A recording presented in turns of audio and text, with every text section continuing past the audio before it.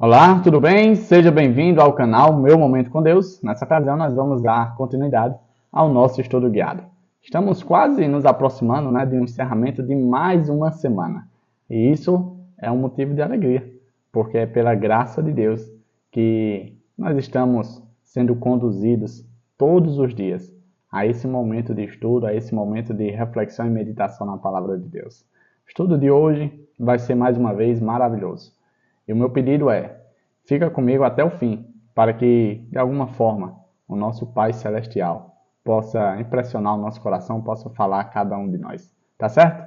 Se você ainda não é inscrito no canal, aproveita, se inscreve no canal, para que você não venha a perder nenhum estudo guiado, nenhum estudo da lição. Também deixe o seu gostei, para que esse estudo possa cada dia mais alcançar mais e mais pessoas. Tá bom? Nessa ocasião, eu quero convidar você, que está aqui junto comigo, a nós fazermos uma oração, buscar a presença do Senhor, e logo em seguida, quando estivermos devidamente preparados, meditarmos e refletir no estudo de hoje. Então vamos orar juntos?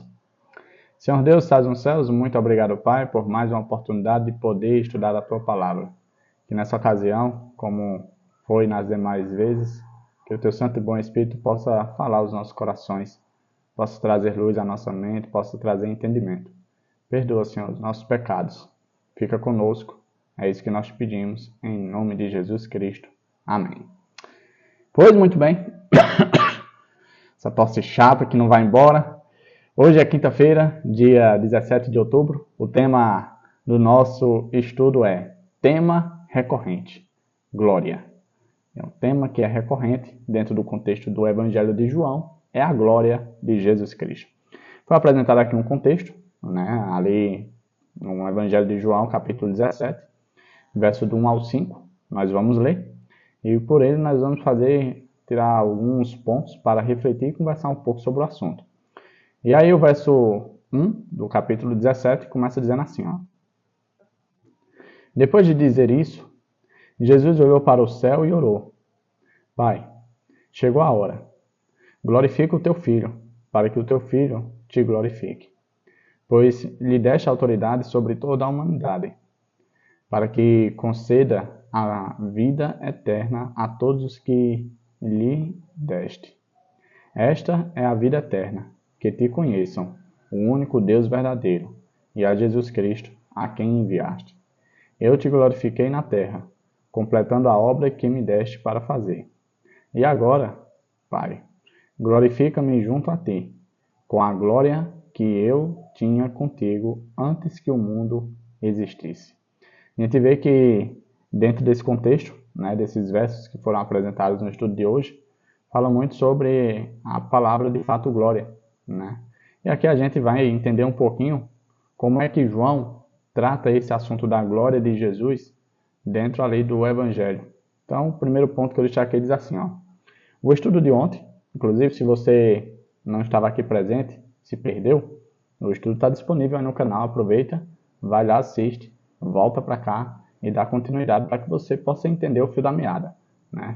O estudo de ontem analisou o enredo terrestre e humano do Evangelho de João.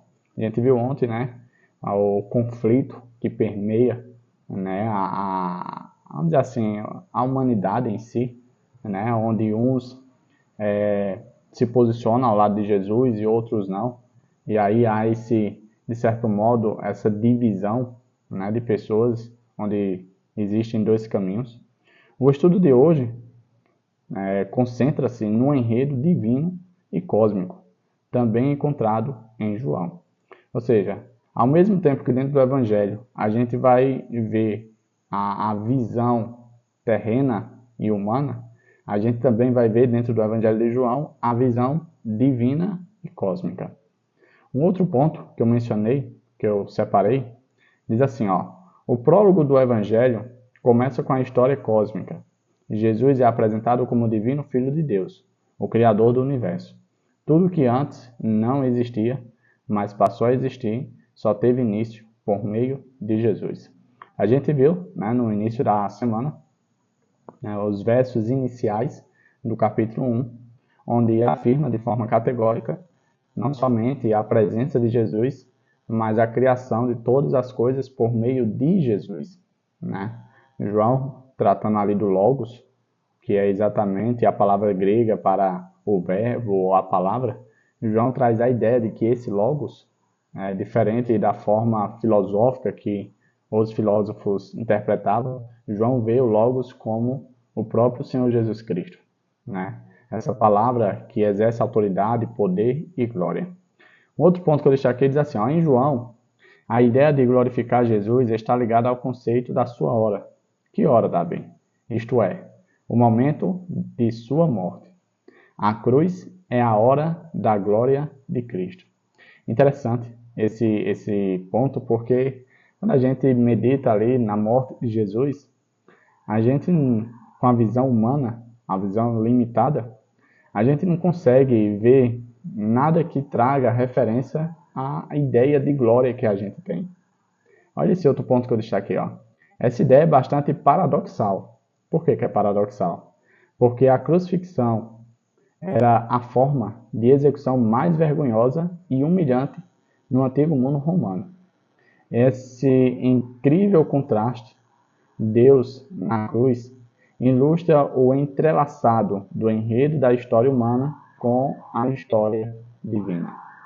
Quando a gente vê com a cosmovisão humana, ou seja, com base no enredo terrestre, a gente vê que a morte na cruz foi algo vergonhoso, humilhante, né? Vamos dizer assim, algo que, podemos dizer assim, não havia necessidade no aspecto de Jesus, um ser inocente, né? Passar por tudo aquilo sem ter culpa nenhuma. E interessante que os dois evangelhos, os dois primeiros evangelhos, Mateus e Marcos, eles trazem essa ideia mais humanista ali com relação à morte de Jesus na cruz.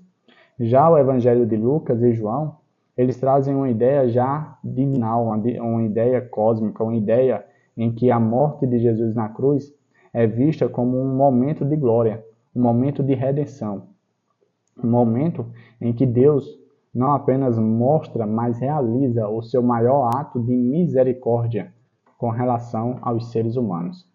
Eu separei um último ponto aqui, que vai trazer bastante reflexão para nós, que é assim, ó. É bastante irônico. A suprema glória de Deus é revelada em sua maior vergonha, carregando sobre si mesmo os pecados do mundo. Quando a gente para refletir nesse pequeno detalhezinho aqui, nesse pequeno ponto, a gente chega a conclusões do seguinte aspecto. Talvez nós estejamos vivendo uma época em que ser cristão passa a ser algo vergonhoso. Por exemplo, você pode fazer esse simples questionamento a um jovem. Se ele tem prazer, se ele tem alegria em viver o puro cristianismo. Ou se em seus momentos sociais, em que ele está na presença de outros jovens, ele procura de alguma forma se camuflar, talvez se esconder, talvez ter a sua presença ali oculta, apagada, para que ninguém lhe note. Por quê?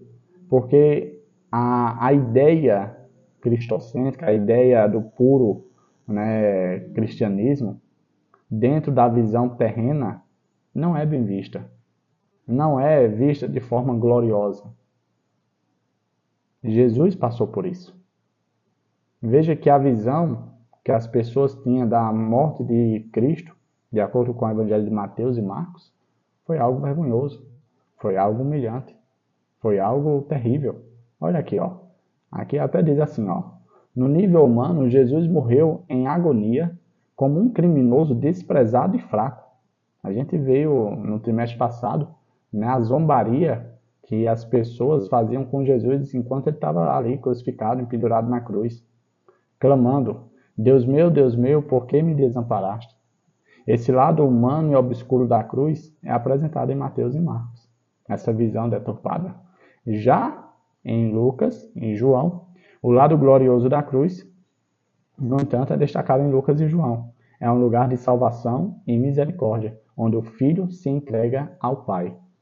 O Evangelho de João traz a ideia muito clara de que a gente viu nos versos de hoje, que foram apresentados hoje, que Jesus ele veio cumprir a sua missão, e a sua missão não era simplesmente fazer milagres, facilitar a vida de pessoas, né, tornar a vida das pessoas um pouco menos dolorida nesse mundo mal, mas a maior missão de Jesus era redimir o ser humano.